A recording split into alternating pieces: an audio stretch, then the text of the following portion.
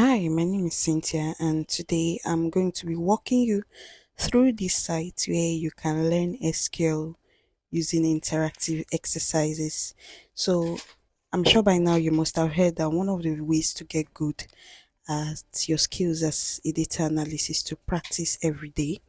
This is one of such sites that allow you to do this. It's called LogicExcel, so you can practice both Excel and SQL using this site, and it has a total of 10 practice questions per session. So let's get right into it. Today we'll be practicing the where clause. And for the first question, as you can see, it wants us to select all the planets where the type is gas giant. So it has an interactive editor where you can type in your query and you can submit it and it will grade you. Now, I want you to look at what I'm doing right here on the screen. I am trying to practice my SQL, and not just my SQL, just putting this select star. I'm also trying to practice proper formatting.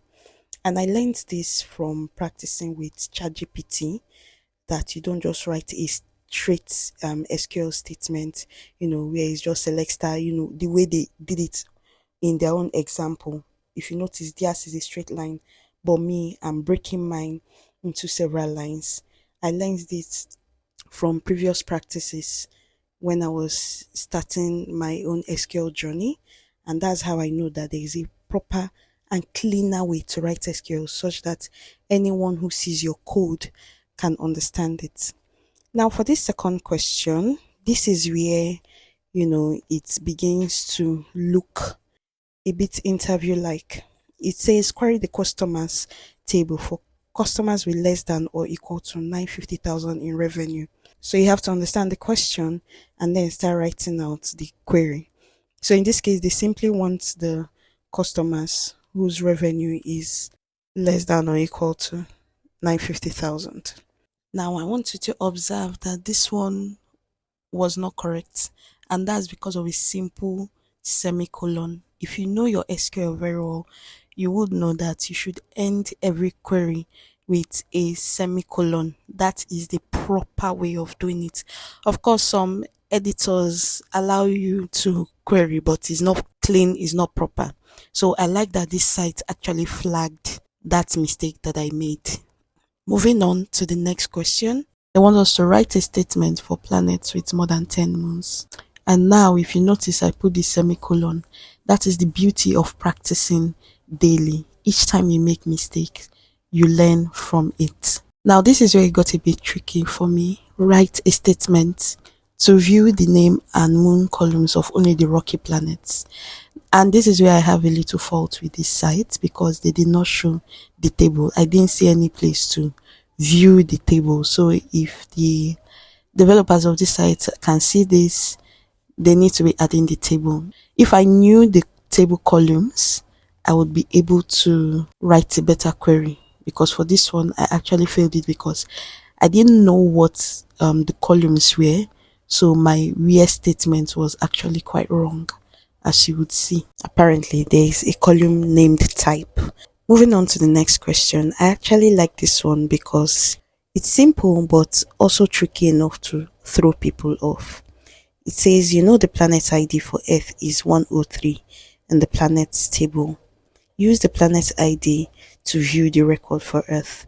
So if you're interpreting this, like I always say, before writing the query, you need to interpret the question.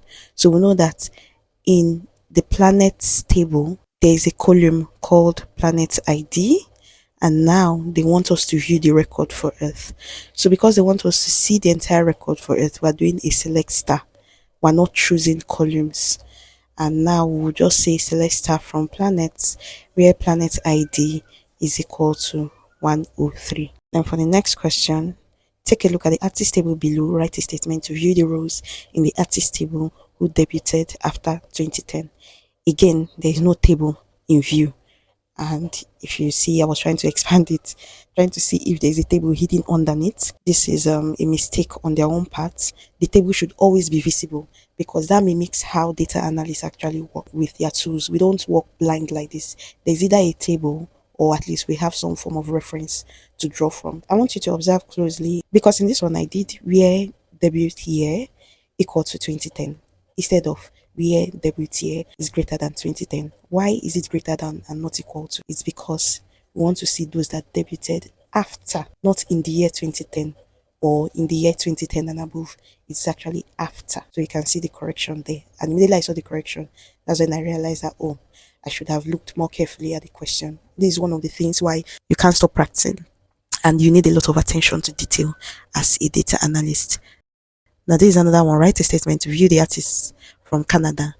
Again, in this question, they failed to mention the name of the table. So I had to realize that this is probably from the artists table from the previous question.